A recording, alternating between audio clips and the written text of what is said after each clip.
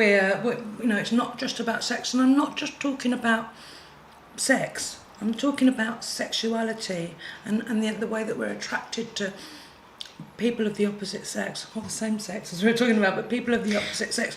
What motivates us from a very young age? We're sexual. Okay, it motivates our bodies, Annie, but there's another aspect to ourselves, and everything becomes linked to the body, so we become a body consciousness, a materialistic, very physical consciousness. Now, all of us here... But there's an emotion that goes with it as well, though, surely. Yes, but it's still linked to the body. Now, all of us here are, obviously, we've been into spiritual things, and we are in a spiritual journey. Now, we know that we're not the body. We know that we're something else, and yet it seems like mostly it is perched, like in your closet for when you want to use it, but you carry on, one carries on. As a global society, we carry on giving more and more and more importance to the body and defining ourselves through the body. And this is why sex is become, like, this is what I am, and this is what I have to be, and this is what I have to do, and this is what satisfies me, and this is what motivates me towards what? But I tend to see people that come along to me, and they're not happy, as we were talking about before, and then a lot of women, more than men, don't accept their sexuality as part of their being. True. As part of their life force, from possibly because they've been programmed badly, from youngsters or for whatever reason. Our sexuality is an enormous part of our pie. If you take all the other bits into consideration that makes us as who and what we are, sexuality is more important than we actually put emphasis on. Well, it is important because it is our vital energy, and as we were talking before off camera, sexuality is vitality.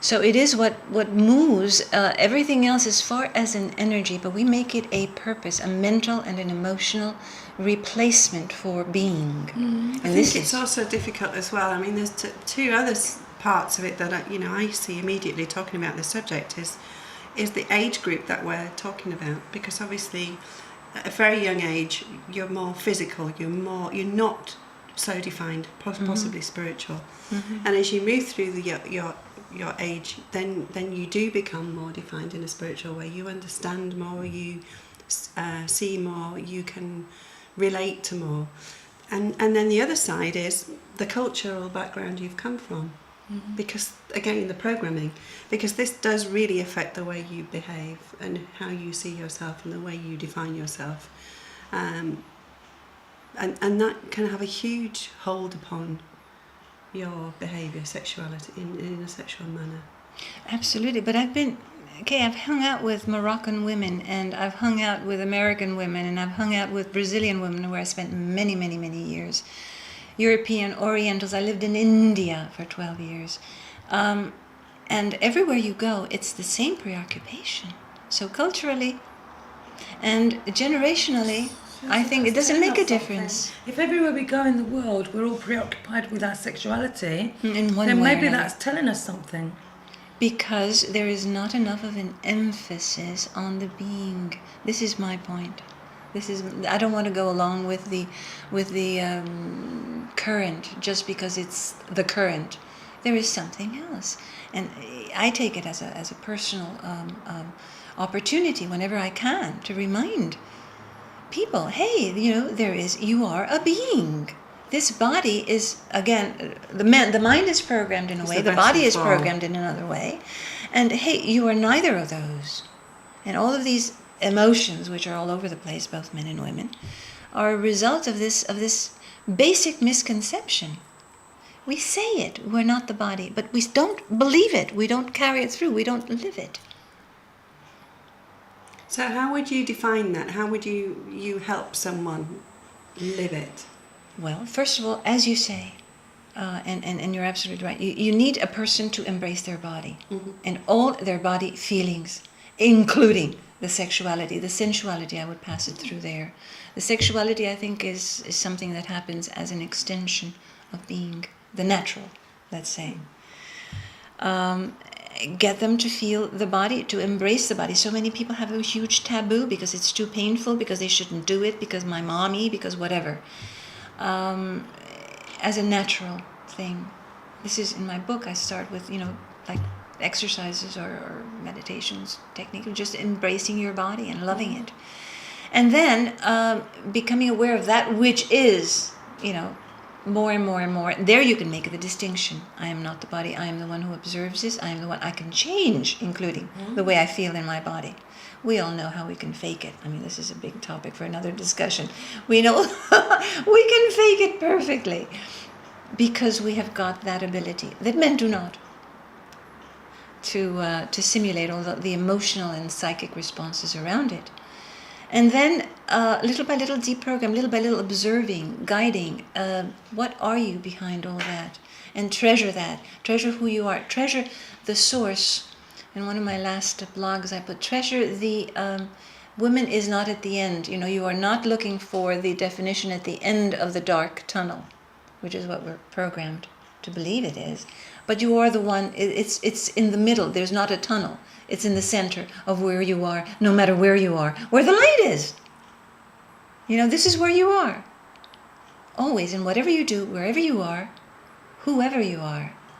I think I'm having to say here that you're going way, way over my head from a spirituality point of view, because I'm not at your level of spirituality. Oh, okay, I'm sorry. No, it's no, my no. fault. Not you. No, It's not a you question don't of need level. to- No. Saying sorry is not an issue. I'm saying that I don't understand. So it's quite difficult for me. I'm sitting here, I can see myself sitting here making faces going, Okay, you are at the center because of your I'm- experience.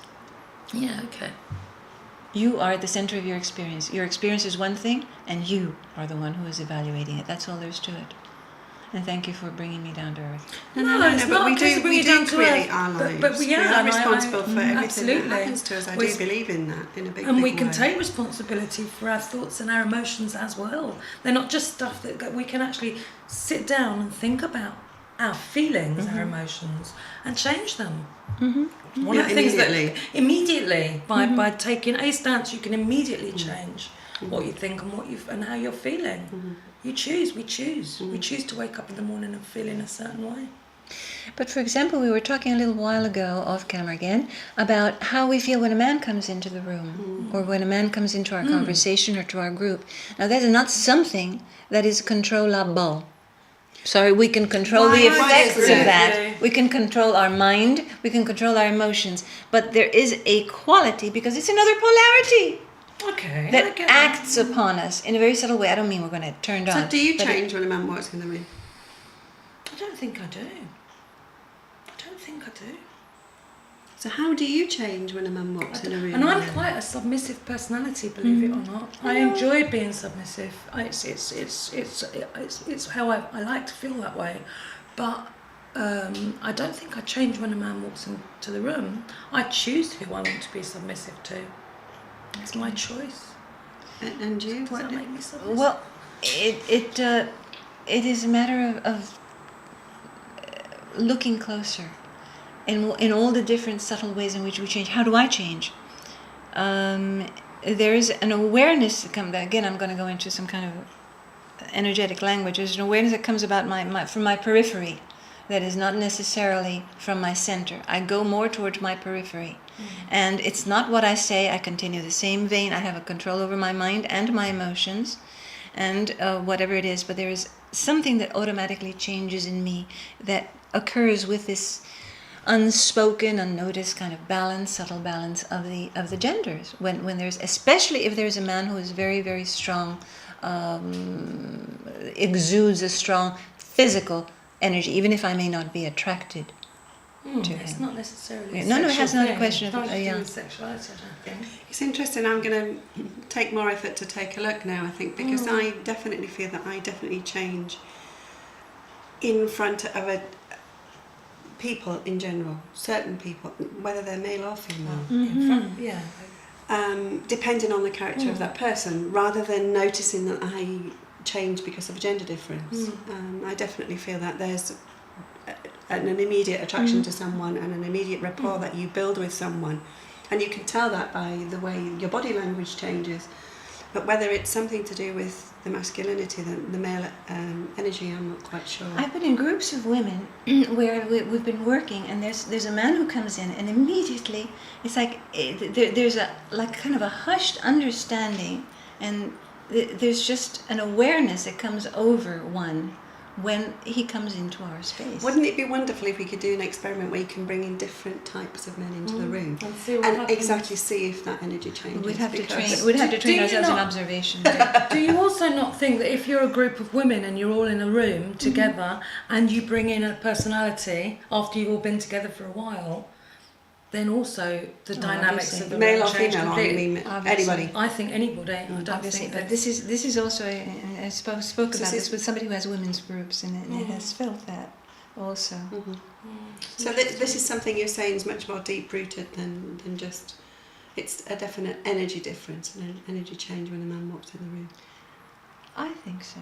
I just think that when you have a group of people together, that we do take on roles quite quickly. Actually, we set ourselves into our little place and our little role, and anybody who then comes into the room, whether it be male or whether it be female, is going to change those dynamics instantly, and change how we start to respond to each other. Maybe. So maybe we can say how we have grown through that. I don't know. I think awareness is a really, really good word and a very interesting word and a huge topic. And I think that we do need to be more aware of the things that we are responsible for, or the things that are happening to us, the decisions we make, our interactions with others. And we don't necessarily spend the time in today's modern world to do that. I think this is what today is about. Today, I mean, the age we're living in right now. It's about waking up and just looking at all the things that we've followed and obeyed and just take for granted much too much. And I think for me, again, to go back to my favorite topic, it comes around a gender difference so that we can truly honor one another. Not just as soul or as a soul, beginning as soul, but also as gender. I agree with you. Hey, I agree we should be honouring each other, big time. It's good to end on the fact that we agree with each other. Yes. Thank you. Well, if it weren't for you, I wouldn't be where I am. It helps me to grow. Thank you. Of course, and thank you. Yeah, thanks to both of you.